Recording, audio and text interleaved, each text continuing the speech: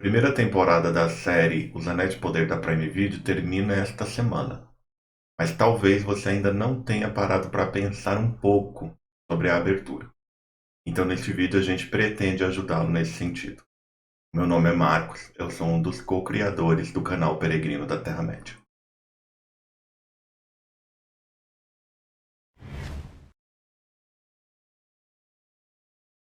A série já está quase acabando e a gente demorou para falar da abertura, não é verdade? Mas isso tem um motivo. É porque nem sempre a produção do conteúdo tem o mesmo tempo que a demanda por produzir o conteúdo, né? E como a gente está falando de um assunto que foi preparado com muito cuidado e ao longo de muito tempo, então compreendê-lo também às vezes leva um pouco mais de tempo. Mas desde o começo, porque assim a série ela traz a abertura só no segundo episódio, a gente percebeu que havia ali uma relação com um assunto e com uma parte importante, né, da obra do Tolkien. Não somente eu percebi, mas a maior parte das pessoas que leem Tolkien percebeu. E isso, claro, para aqueles que ou leram e esqueceram ou ainda não leram, é um motivo para que vocês possam ler. E esse é um dos nossos propósitos. Não é só ficar aqui falando sobre as adaptações das obras escritas, mas também chamar e motivar muito mais gente para ler as obras escritas e fruir de ambos, né? Entrar nesse universo e nesse mundo que é tão rico e tão complexo criado por Tolkien. E assim, como eu acabei de dizer, com que assunto essa abertura ela tem relação? Se a gente vê a abertura, nós percebemos que há a ação de uma música sobre as partículas que estão ali retratadas, não é verdade?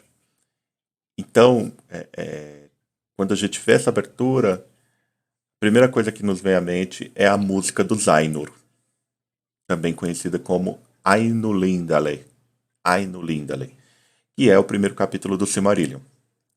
E o que é Ainulindale, o que é a música dos Ainur? Dentro do legendário tolkieniano, é a narrativa cosmogônica. É o mito cosmogônico. E o que é um mito cosmogônico? É a história que conta a origem do mundo. Não somente conta a origem do mundo, mas também conta a origem daqueles seres que habitam aquele mundo. Se a gente pensa em fantasia como a criação de um mundo secundário, nesse caso, o nosso mundo é o mundo primário, Tolkien ele narra e traça a existência desse mundo secundário, porque na perspectiva dele isso ia trazer mais coerência e consistência interna, né? O Tolkien ele tinha uma visão muito própria, muito específica da criação de contos de fadas, né? A primeira delas era que os contos de fadas não, não eram só voltados para crianças. Por isso que eu discordo que as histórias do Tolkien são histórias infantis ou infanto-juvenis. Claro, se a gente pega o Hobbit, obviamente que o tom e a dicção daquela história é mais infanto-juvenil, certo?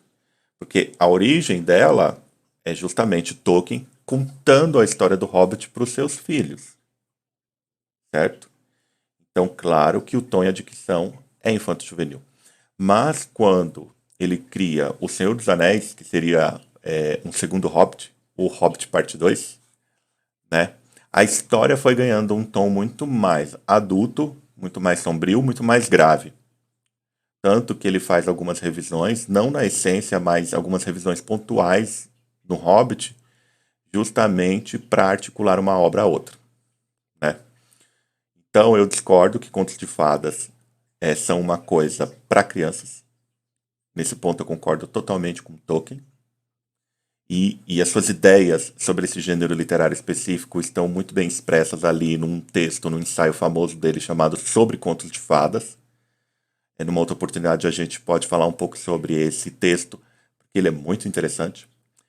Mas, em segundo lugar, a perspectiva do Tolkien sobre os contos de fadas, sobre a criação desse mundo secundário, falava muito sobre a consistência interna e sobre a impressão de história que esse mundo deveria transmitir. Ou seja, quando a gente entra nesse mundo, a gente tem a impressão de que ele é verdadeiro, certo? Então, por isso que ele é muito minucioso com os detalhes, né? Claro, uma das coisas que ele mais se dedicou, uma das coisas que ele mais se dedicou foi às línguas, foi os idiomas élficos, porque foi a partir deles que ele criou todas as outras histórias. No caso do Tolkien especificamente, ele sempre falava que era a partir de um nome que ele criava as histórias, né?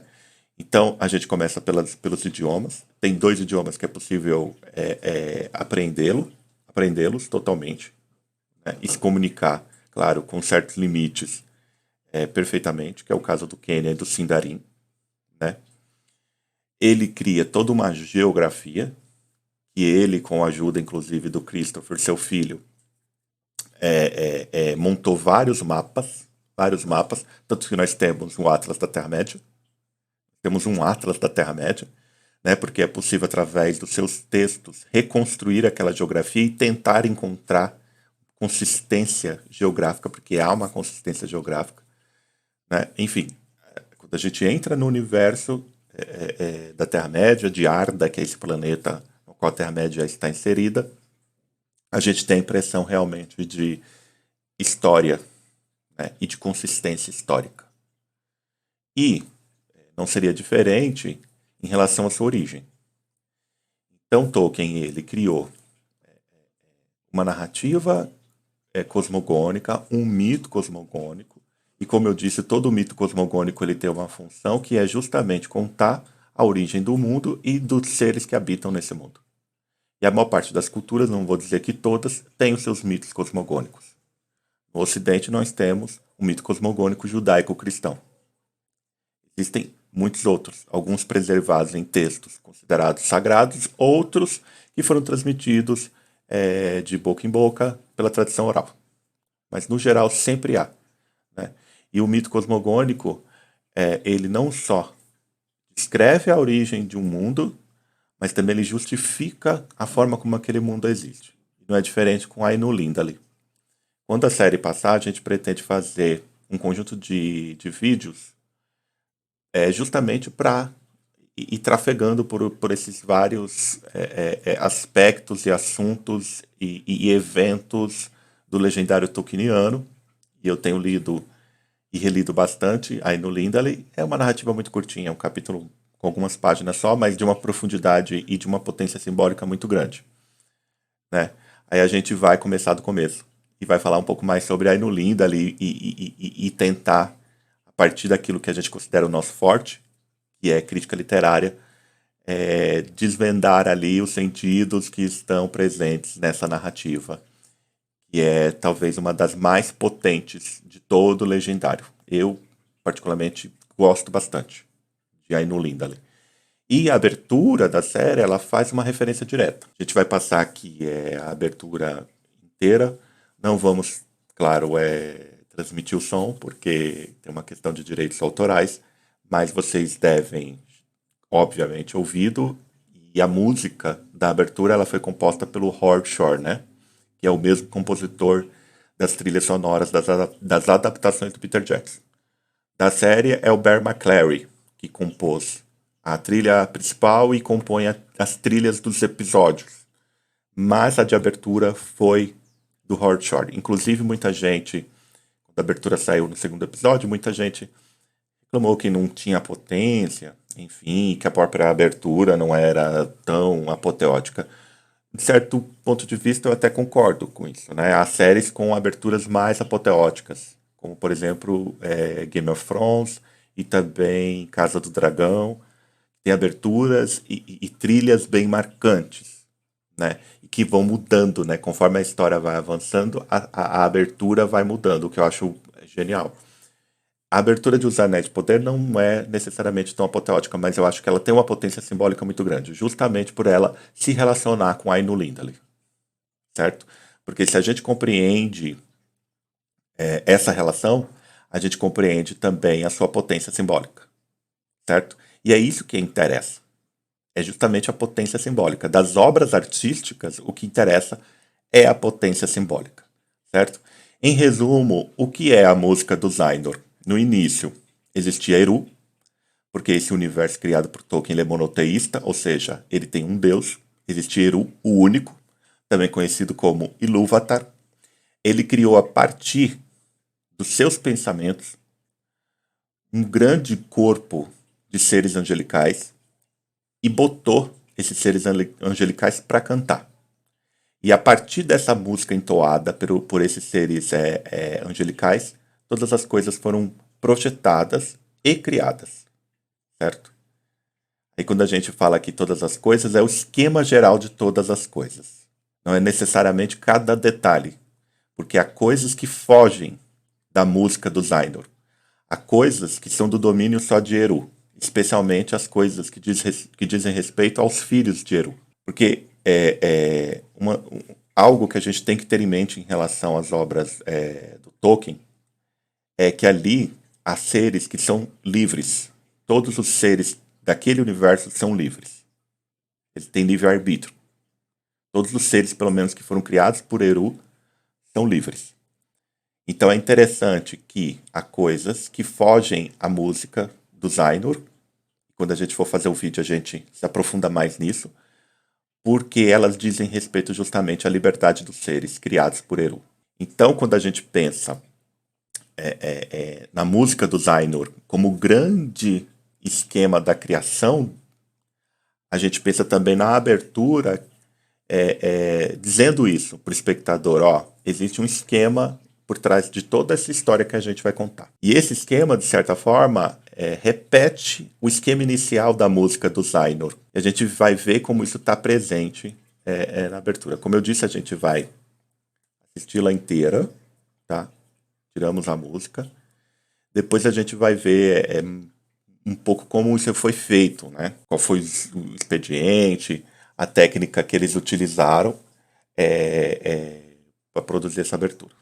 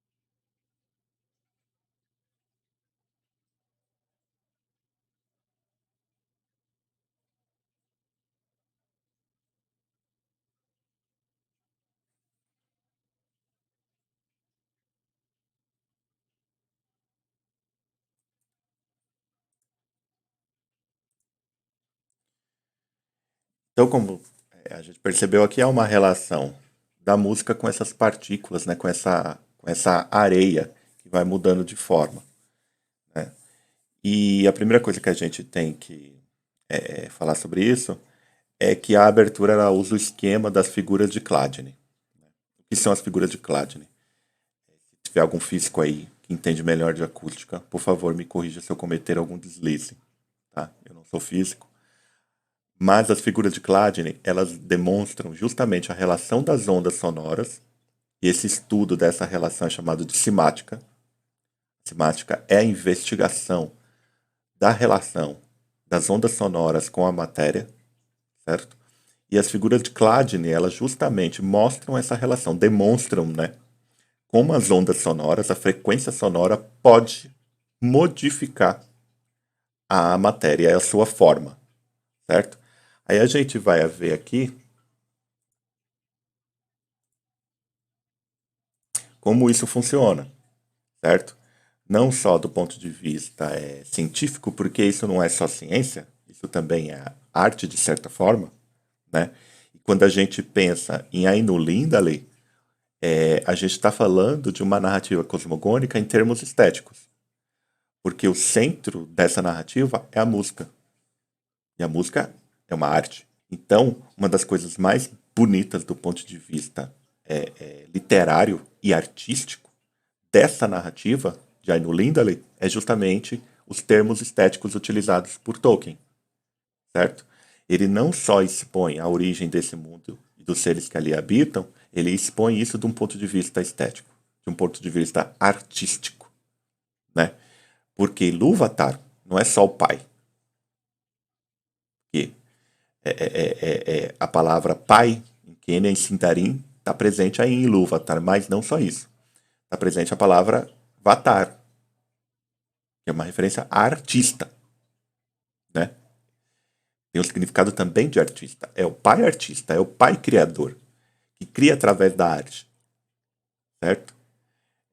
Então a gente vê através das figuras de Cladni, que foram utilizadas na produção da abertura, é justamente essa relação entre a ciência, que pode ser aferida, compreendida, né, que compreende, na verdade, a matéria e a realidade, mas também vemos aqui a pegada, a vibe artística e estética da coisa. Né? Existe uma beleza, né, por trás desse designer. Existe uma arbitrariedade artística, vamos assim dizer, por trás desse designer. Porque se a gente vai pensar no Tolkien cristão católico, contando uma história cosmogônica do ponto de vista monoteísta, né? Então vamos ver aqui uma arbitrariedade que pertence a Eru, né? Essa consciência por trás da criação, e não só de Eru, mas também ali dos Ainur, que são esses seres angelicais que entram para auxiliar na criação. Então a gente vai ver aqui rapidamente, e o som é um pouquinho incômodo, por isso que a gente não vai ver muita coisa, como as ondas sonoras, elas justamente elas conseguem atuar sobre a matéria.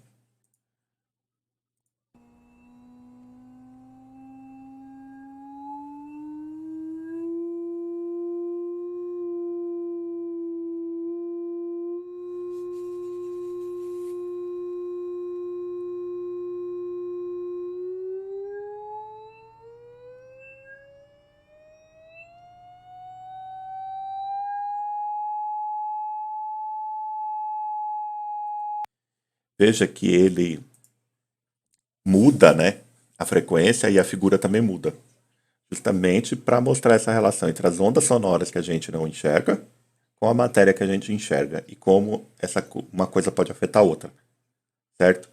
E também um pouco aquilo que está presente em Ainu Lindaley e que obviamente está presente na abertura, certo? Como eu disse, numa outra oportunidade a gente vai se debruçar com mais cuidado sobre a Ainu Lindaley, mostrar ali as suas especificidades, né? Se debruçar ali sobre, vamos assim dizer, seus detalhes, né? Falar um pouco sobre a música das esferas, que é essa ideia que remonta à própria filosofia grega e que também está presente muito no pensamento da Idade Medieval. O Tolkien, como um grande estudioso e admirador do pensamento medieval, obviamente, trouxe quando ele cria a Inulinda, ele escreve a Inulinda, ele traz a ideia de música das esferas, né? Mas aqui a abertura, como eu disse, a potência simbólica dela está aí, certo? Nessa, nesse jogo, nessa brincadeira entre as figuras de Cladni e a Inulindale para mostrar como, por trás da formação dessas figuras, tem uma frequência musical, tem uma frequência acústica. Por trás das histórias da Terra-média, tem esse esquema geral. Tem esse esquema geral de Ainulindale, certo? Da música dos Ainur. E quero mostrar também para vocês o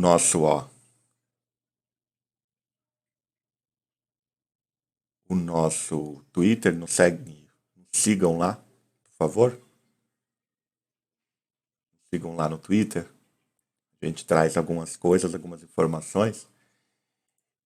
Eles postaram como foi feito.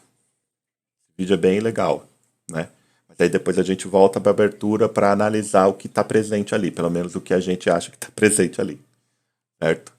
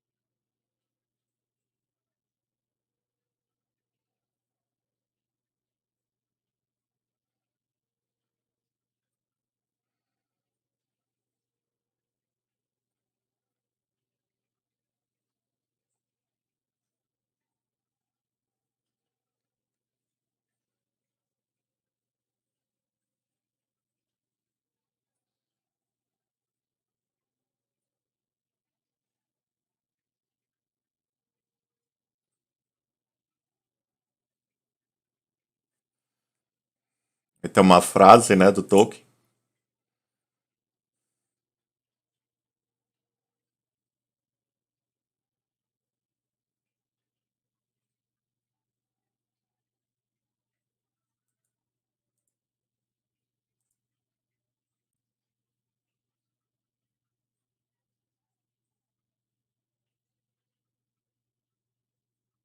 Olha só, essa frase é inclusive de Aino Linda ali, né? Música de Aino Linda ali, ó. Diz que a música e o eco da música entraram no vazio. E o vazio não era mais vazio. É um trecho de Aino Linda ali. Eu cortei justamente a música porque também pode ter uma questão aqui de direitos autorais. Eu não quero que o nosso vídeo sofra alguma penalidade, uma penalização por causa disso. Mas aqui, ó. Referência direta. A música e o eco da música entraram no vazio, o vazio não era mais vazio. É que eu estou dizendo, a potência simbólica, né? A potência simbólica desse, dessa abertura, né? Ela não é apoteótica, mas ela é muito potente. Isso que importa para a arte, é a sua potência simbólica. E aí a gente vai tentar captar aqui o que está presente. Está presente nessa abertura, certo? Claro, do ponto de vista hipotético, não tenho certeza se essa leitura realmente é o que condiz com o que está presente na abertura, tá? Aí a gente vai parando, comentando. Você vê toda a ação, ó, as figuras de Cladni, e aqui tem uma série de desenhos que se formam. Nós temos um círculo central, gravitando ao seu redor 9 círculos. Alguns dizem que é uma referência aos 9 anéis, né? Aos 9 anéis de poder que foram dados aos homens. Mas, se a gente for imaginar que a abertura ela é cronológica, porque assim, o que eu mais ou menos percebi é justamente uma narrativa cronológica tentando resumir a Primeira Era. Porque os eventos da Primeira Era, eles são um pano de fundo para os eventos da Segunda. Inclusive, há muitas referências na série o tempo todo a eventos da Primeira, para justificar ocorridos na Segunda Era, certo? Inclusive, a gente sempre está dando passos para trás para entender uma coisa ou outra da Primeira Era para compreender algo que está acontecendo na Segunda, certo? Isso é uma história, isso faz todo sentido.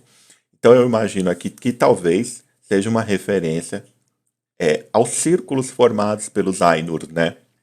Com Eru no centro, porque assim, Eru cria os Ainur, e Ainur significa os sacros, os sagrados, né? Esses seres angelicais que assistiram na obra de criação, que contribuíram com a obra de criação.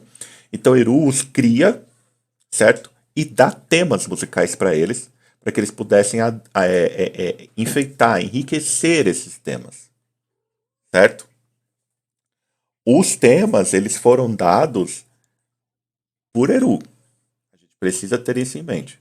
As melodias, elas foram dadas e elas têm a sua origem em Eru, o Uno, em Ilúvatar, o Pai Criador, certo? Mas os Ainur poderiam adornar, enriquecer, ampliar essas melodias, sem modificá-las. Então a gente imagina que talvez esses círculos que gravitam ao redor de um círculo central sejam uma menção. Claro, os Ainur eles são um corpo infinito de seres. Mais para frente a gente vai ver que parte deles entraram no universo e se tornaram os Valar, certo? Mas é um grupo de seres, muitos deles ficaram com Eru, é um grupo infinito de seres, certo? Mas a gente pode pensar que são os nove anéis, que gravitam ao redor do um, ou pode ser uma referência aos círculos formados pelos Ainur com a centralidade de Eru.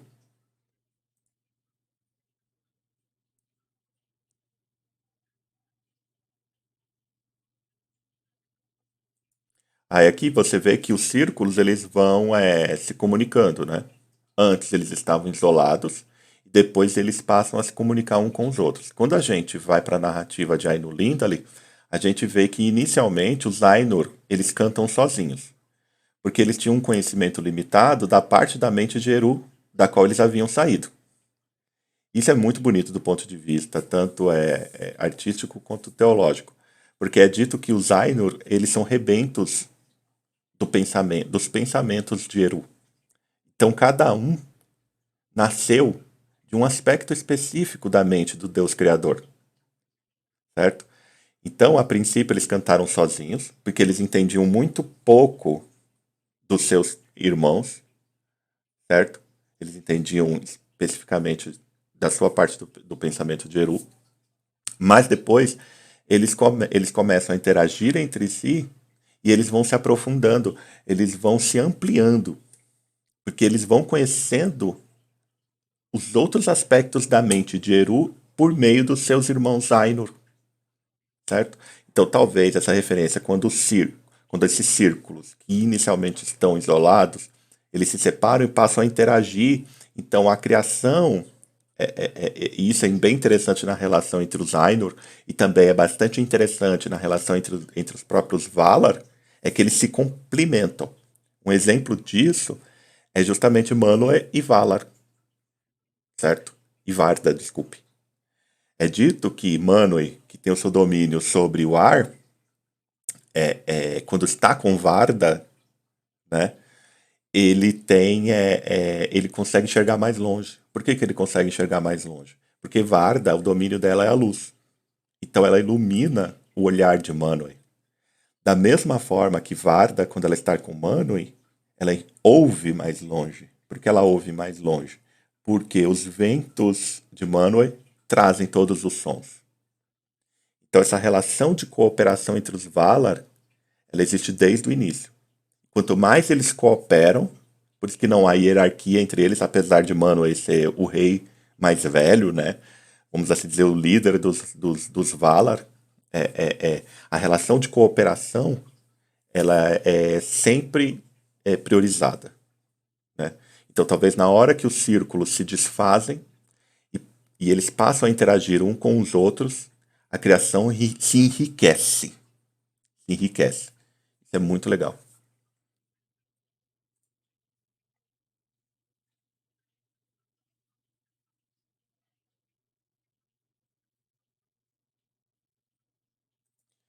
Aí aqui nós temos, obviamente, a figura das duas árvores de Valinor, que apareceram no primeiro episódio, lá no prólogo do primeiro episódio, e que foram envenenadas por Morgoth e pela Ungoliante, né, a mãe de todas as aranhas. E essas árvores, elas são importantes porque, assim, elas aparecem o tempo todo na história da Terra-média, né? Então veja bem como essa história ela vai se repetindo, né? Porque depois que elas foram mortas, nunca mais os Valar conseguiram criar coisas tão extraordinárias, porque elas existem antes do Sol e da Lua e elas iluminam toda a Arda antes do Sol e da Lua. Então, quando isso está presente lá na série, elas são envenenadas e mortas, todo aquele planeta fica na escuridão, certo? Então, por isso que elas eram tão amadas pelos Valar, elas eram tão amadas também pelos Eldar, pelos Elfos, né? Então, aqui nós temos uma referência e, querendo ou não, como a gente sempre fala, já falou em outros vídeos, a gente sempre fala, e a gente já falou em outros vídeos, elas são replicadas, vamos assim dizer, até a Nimloth que aparece lá em Númenor, né? Ela tem uma réplica dela, dada pela própria Yavanna em Túna, em Valinor, na cidade dos Elfos. Tem uma em Erécia, que é uma ilha também que fica ali nas costas de Valinor, também habitada por elfos, e depois tem a Nimloth, e mais à frente ela também é um símbolo do reino de Gondor, né? Mas, quando a gente pensa nas árvores de Valinor, a gente também pode mencionar a simbologia geral da árvore, certo? Porque isso não é só algo relativo à obra do Tolkien. A gente pode pensar na simbologia da árvore em todos os sentidos, né? Em todo lugar que ela aparece. Porque a árvore, ela simboliza o equilíbrio cósmico. Por que ela simboliza o equilíbrio cósmico? Porque ela tem as suas raízes fincadas na terra, no solo, e tem a sua copa e seus galhos e as suas folhas e flores direcionadas para o céu, formando uma simetria e harmonia entre o céu e a terra e, afinal, entre o cosmos, certo? Por isso que essas árvores são tão importantes, especialmente nesse mito aqui, cosmogônico de criação, né? Porque ela equilibra. Esse cosmos, ele é equilibrado, ele foi feito para ser equilibrado, harmônico, simétrico, né? E as árvores são um símbolo disso.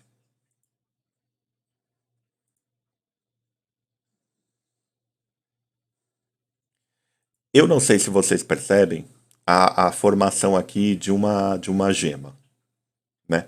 Como eu disse, se a gente for pensar cronologicamente, e se isso é um resumo dos dias antigos, Fëanor, que é mencionado o tempo todo pela gente e pela série, né, que foi o grande elfo ferreiro, o maior dos elfos ferreiros, talvez o maior dos elfos, em todos os sentidos, tanto para o mal quanto para o bem, ele conseguiu aprisionar através de uma técnica sofisticada, certo? A luz das árvores. Nessas três gemas, que são as Silmarils, que causaram, que causaram a disputa por essas gemas, causaram todas as batalhas ali dos dias antigos da Primeira Era, certo? Foi por causa dessas gemas que toda a Terra-média foi submetida a inúmeras batalhas, a grandes batalhas e a inúmeras turbulências e modificações, né? Então eu não sei se vocês percebem ou veem a mesma coisa, ou talvez eu esteja viajando demais. Aqui o que eu vejo é justamente uma joia que nasce a partir das árvores, porque é justamente o aprisionamento da luz das árvores nas joias, nas Silmarils.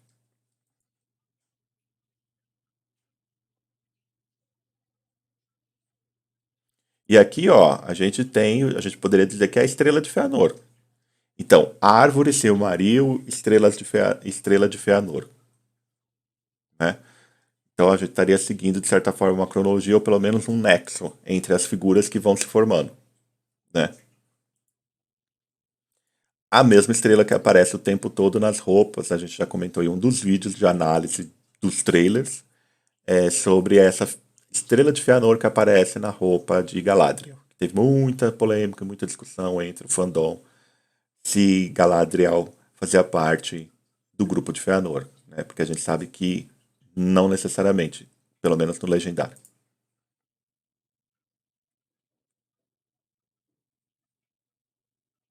E aqui muitos dizem que é justamente a Silmarils, certo? Mas, para mim, essa figura lembra muito a heráldica da guilda dos marinheiros, que Elendil aparece.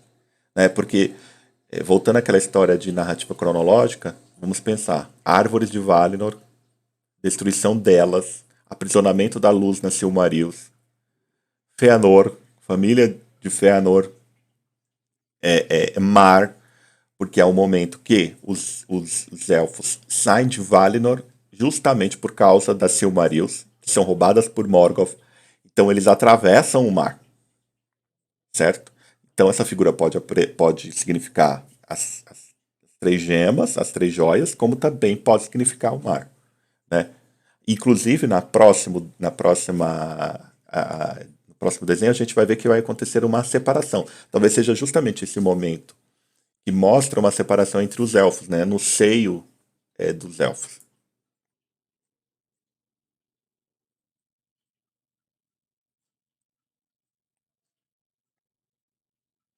Então aqui, ó, alguns dizem que é justamente os caminhos trilhados pelos diversos grupos élficos. E realmente eles.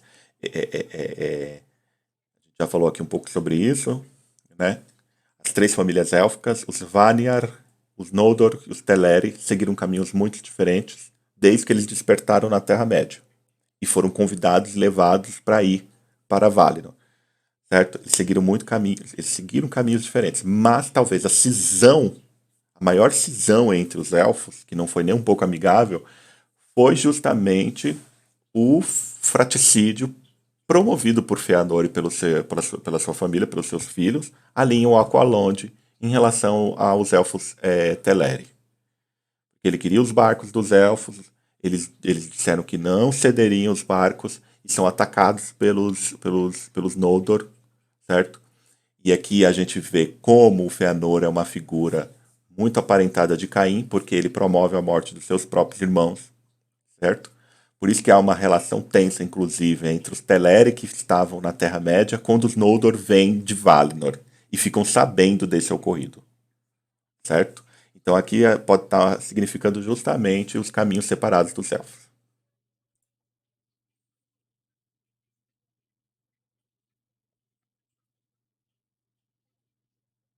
E aqui a gente viu como a música ela vai interferindo, né?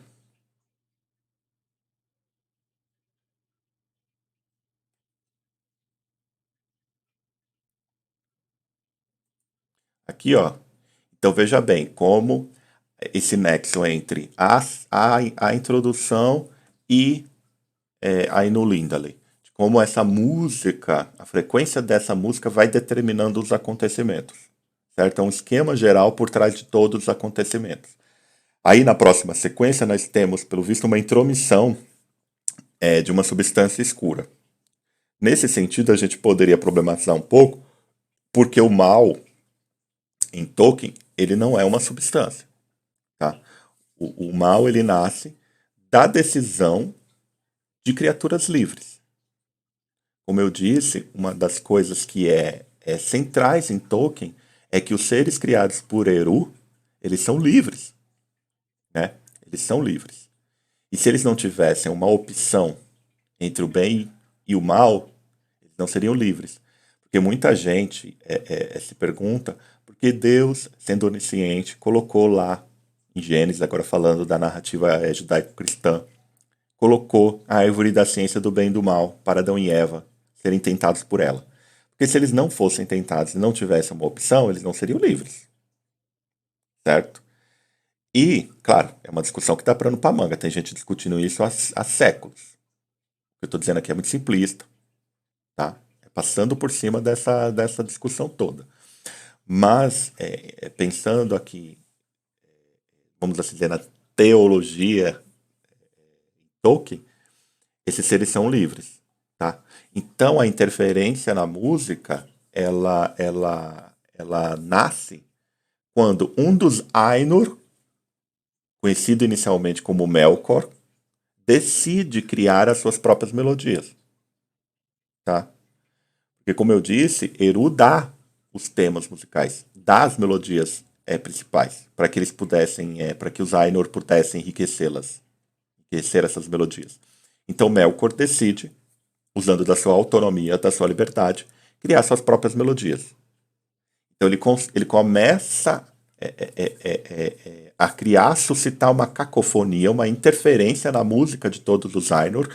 Inclusive alguns se desanimam e se calam. Outros entram na vibe dele. E a gente pode falar um pouco sobre isso depois, certo? Alguns entram ali na vibe da cacofonia de Melkor, certo? Então aqui o mal não seria essa substância, seria na verdade essa interferência na música. Se a gente for falar especificamente de Ainur Lindale, a gente vai comentar com mais detalhes sobre isso, certo? De como essa a liberdade e os atos de seres livres é o que vai suscitar o mal, certo? Mas como eu estava dizendo, se a gente for pensar em Ainur Lindale como um esquema geral para todas as histórias da Terra-média, Eru, em um momento de Ainur Lindale, se dirige a Melkor e fala: não há nenhum tema, nenhuma melodia que não saia de mim. E mesmo aquelas que têm a presunção de não terem saído de mim serão utilizadas, certo, por mim para engrandecimento da criação. Isso é muito teologia cristã. Né? É muito teologia de cristã, porque ali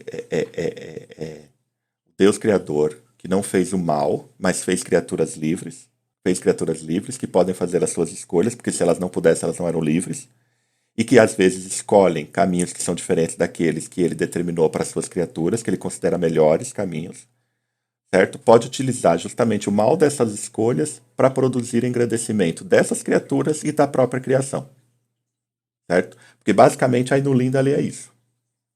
A Ainur Lindale é isso.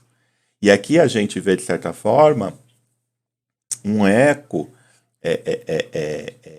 do pensamento hegeliano, de tese, antítese e síntese, da dialética, né, hegeliana. Vou dizer novamente, é simplório que eu vou falar aqui. Temos aqui uma tese principal, que são justamente as melodias dadas por Eru aos Ainur. Temos uma antítese suscitada, erguida, trazida por Melkor, que depois é Morgoth, e temos uma síntese. Mas a síntese não é só um retorno simplesmente à tese, mas é uma incorporação da antítese e uma transformação dela, certo? Isso é muito interessante. Então, se a gente pensa em Ainur Lindale, pensa nas histórias da Terra-média, sempre vai acontecer isso, certo? Então, prestar atenção nesse simbolismo é também compreender essas histórias da Terra-média.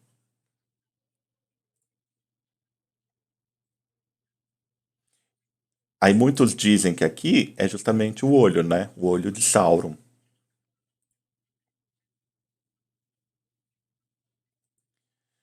Não sei ao certo se realmente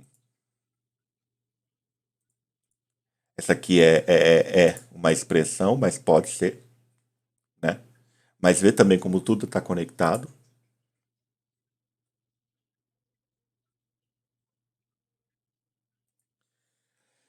Então, como eu disse, a potência simbólica dessa abertura ela é enorme, né? Ela é enorme, ela é enorme.